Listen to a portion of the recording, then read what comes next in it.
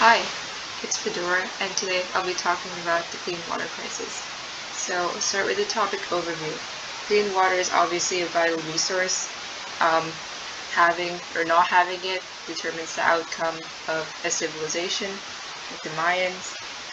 However, a 2015 survey by the WHO revealed that only about 70% of the global population has access to this basic right. As a response, the UN launched the project designed to deliver safe drinking water to everyone by 2030. However, as of the latest progress update this year, the world is still severely behind on meeting the milestones to achieve this goal. According to the latest figures by the CDC, about 2.2 billion people suffer from the lack of safe water. The overwhelming majority of those without access are from third world countries, but it's still important for people in developed countries to know about this.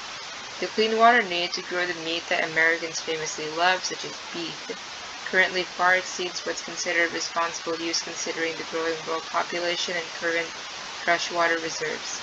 This project discusses the role of water stress in the poverty cycle and offers a glimpse of what it'd be like to live without clean water and how American habits affect clean water consumption and what it could mean for the planet's future.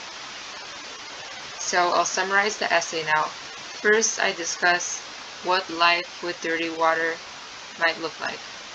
So the biggest health concern of lack of safe water is waterborne disease, and this includes things like typhoid, hepatitis, cholera. So when people get sick with this disease, first of all, if you get this disease, you're probably poor because you didn't have access to clean water. So when they do get sick, it's hard for them to obtain treatment. Therefore, they're stuck at home sick, and they can't work to make money to get that treatment. It's the worst kind of positive feedback cycle. I also talked about kids and how they get sick a lot, basically. And if they get sick a lot, they miss a lot of school, and it increases their chances of dropping out completely, affecting their economic prospects in the future. And I also discussed the time needed to fetch water. Fetching water was a responsibility that fell mostly to women. The closest clean water holes were typically 30 minutes to an hour's walk away. They would have to make that trip there and back every day, and that's wasted time that could be used working to earn money or to get an education to earn money later. And it can also be pretty dangerous to women, which I discuss in the essay. So the other big point that I discussed was implicit water waste. So the global population is projected to reach 9 billion by 2020, which means lots of mouths to feed. Clean water is needed to grow that food. So I compared the different types of food and how much water is needed to grow those specific types of food, and meat especially takes a lot of water to grow. And there is a ton of statistics in the essay. Americans basically eat too much meat, so we need to eat less meat, and that's where individual and government responsibility comes into play. Talked about the government subsidizing meat and dairy industries and what could basically be done to alleviate this issue. Okay, so here's my creative piece. So when I was thinking about what to do, I actually thought about the few years that I worked at the Seattle Aquarium, because I was surrounded by a lot of people who were interested in like individual accountability when it comes to the environment and saving water. So I was thinking about all the things people do to try to save water, like making goals to take 5 minutes off a shower, not flushing a toilet after peeing, steaming vegetables instead of boiling them, collecting fresh rainwater, etc. These are all great actions, and it's great for decreasing the amount of water people use explicitly. However, there are implicit water costs as well, and some of the most apparent costs are in the food they eat. So many Americans eat meat every day, including the ones who see themselves as environmentally conscious.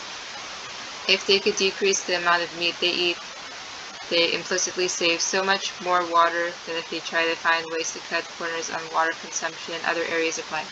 So, the creative piece is a bit of a day in the life of an average environmental advocate. It depicts the water volume they save through cutting shower time, saving vegetables, sacrificing a toilet flush, and leaving out a rainwater container during a heavy rain, as well as the water volume they spend through just eating a single steak for dinner. With this piece, I hope to convey the magnitude of water it takes to produce meat, as well as how much water it would save if you can only refrain from having it. Hopefully it encourages viewers to be more conscious of what they consume. And this is my PSA.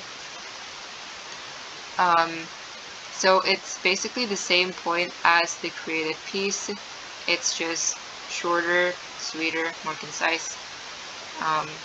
So one issue that I initially had with this PSA, this was before I added this cloud over here, you can see my cursor, was that it just did not seem convincing. So as a response to that, I added this cloud in, crediting the USGS and adding in some statistics.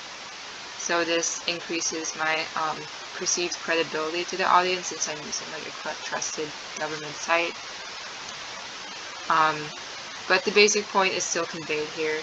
The numbers, though lessened, are there, and the point of this, I think, is pretty simple to grasp. Yeah, so that's my multi-genre project. I hope you liked it. Thank you for listening to me moving through this essay and this presentation. I hope you have a good summer. Bye.